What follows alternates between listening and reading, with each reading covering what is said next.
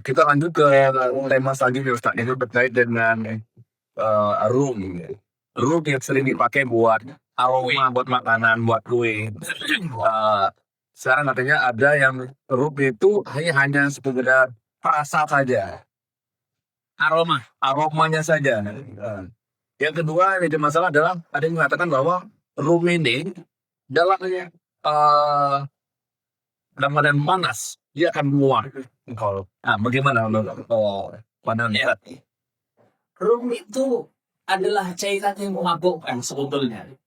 Aslinya kalau dikonsumsi akan mabuk. Kenapa orang-orang Eropa, Jepang, dan lainnya menggunakan rum? Karena mereka memang pecandu khamr. Mereka orang-orang yang suka minum khamr, sehingga mereka ingin aroma khamr, rasa khamr itu ada di setiap menu mereka. Seperti antum yang suka durian, ingin agar aroma durian ada di menu kalian, di es krim, di kue, dan lain sebagainya. Sehingga alasannya adalah sekedar untuk membangkitkan aroma. Ketika aromanya sesuai dengan selera, mereka makan dengan lahap. Itu alasannya. Nah, sekarang apakah alasan itu relevan dengan kita? Tentu umat Islam ketika tahu itu aroma khamar, dengan malah tambah berselera, tambah jijik. Tambah jijik, itu normalnya. Namun sebagian kaum muslimin ada yang pernah pemabuk, sehingga ketika mencium aroma rum, selera makannya juga lain. Nah, muncul masalah. Memang secara tinjauan hukum, secara de facto, rum, alkohol itu kalau dipanaskan akan menguap. Tapi menguapnya alkohol tidak menyelesaikan masalah secara tinjauan fikih. Kenapa? Dalam literasi fikih Syafi'i, fikih Hanafi dan yang lainnya, khamr, setiap yang memabukkan itu najis. Saya ulang, setiap yang memabukkan itu najis. Sehingga ketika kue atau minuman dicampur dengan rum, maka makanan itu menjadi najis dan tidak menjadi suci dengan cara diuapkan, dipanaskan kemudian menguap. Maka ini menjadi isu yang serius di Indonesia. Karena Indonesia latar belakangnya di mazhab Syafi'i. Bagi penganut mazhab lain, Maliki dan Hambali, isu rum ini ringan. Kenapa? Karena khamr bagi mazhab Maliki tidak najis. Haram karena memabukkan. Kalau sudah tidak memabukkan, dengan dicampur cairan yang banyak, dioplos, ya, maka tidak memabukkan, boleh diminum karena tidak Memabukkan, tidak najis. dan tidak memabukkan. Kalau dalam mazhab Syafi'i masalah, walaupun sudah tidak memabukkan karena dicampur air satu ember, tapi air satu ember ini menjadi najis. Hanya ada satu solusi dibuat. Kita ikut yang mana? Kita orang Indonesia. Maka menjadi koloni. Nah, baik. Sehingga tema ini kita bahas, kita kaji secara fikih. Kita dudukkan satu persatu, kita urai.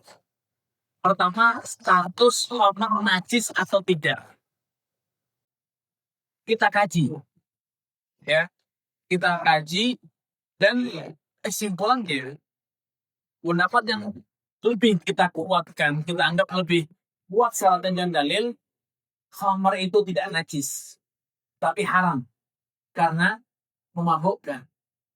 Sehingga orang yang baru saja megang khamr, tidak dibasuh tangannya, hanya kering, menguap, kemudian dia sholat tetap sah. Karena pendapat yang lebih kuat, khamr tidak najis.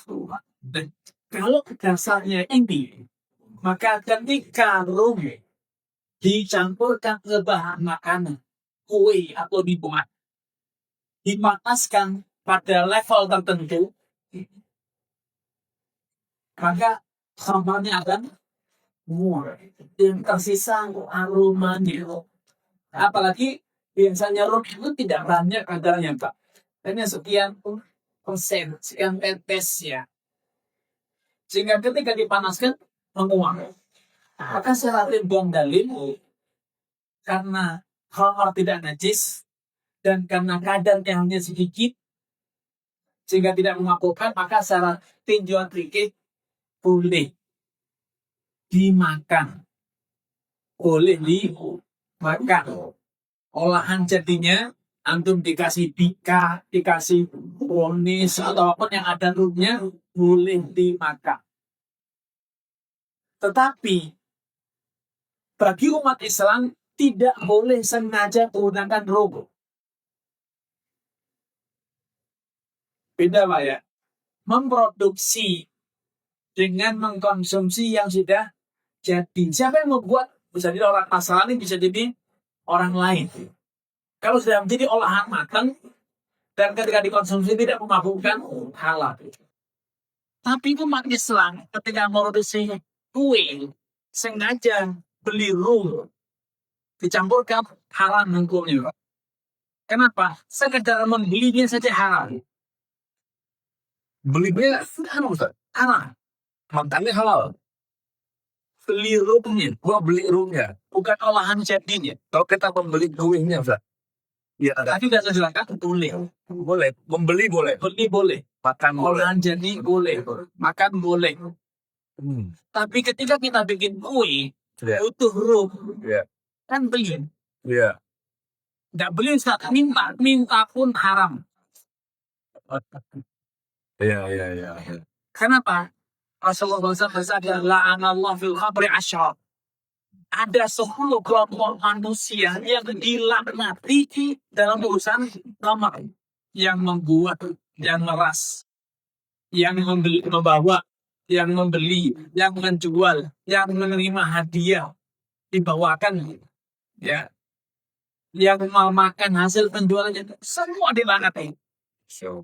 Yang membuat semua ada 10 kelompok manusia. Sehingga kalau kita ingin produksi kue dan butuh rum, berarti tidak ada solusi Pak.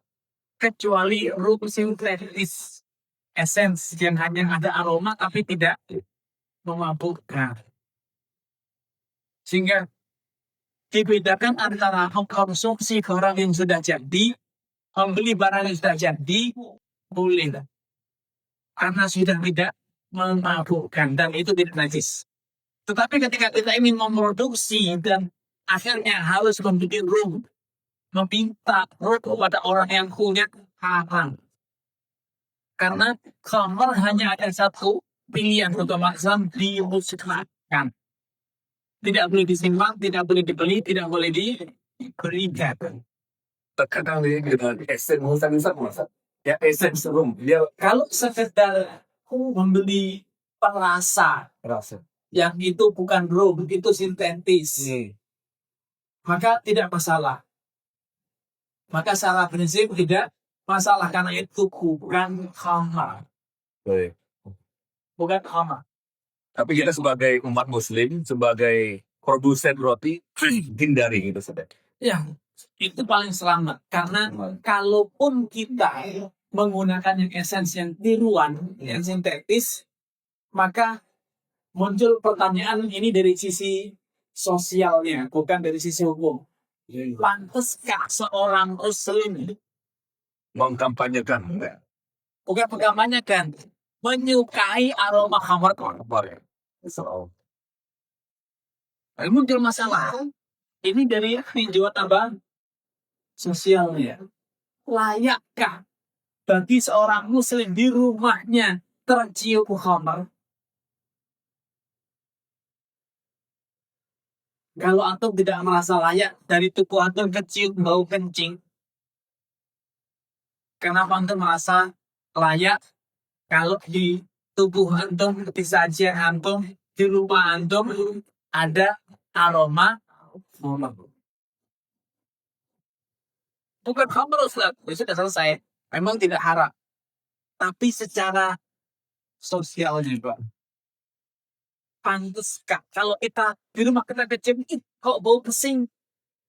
Kita pun segera kalang kabut untuk mencari dari mana sumbernya. Padahal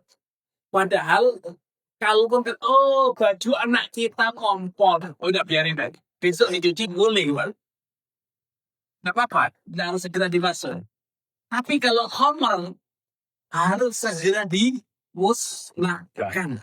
Karena keharamannya khamr lebih berat dibanding kalau udah minum kencing. Minum kencing itu haram. Tapi keharamannya minum khamr dosanya lebih besar.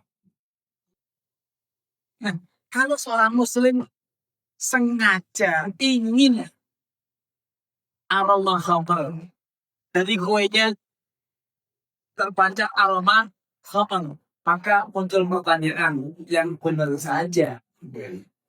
Masa pantaskah? Ini yang menjadi tinjauan sosialnya gitu. Baik, biar gak khawatir.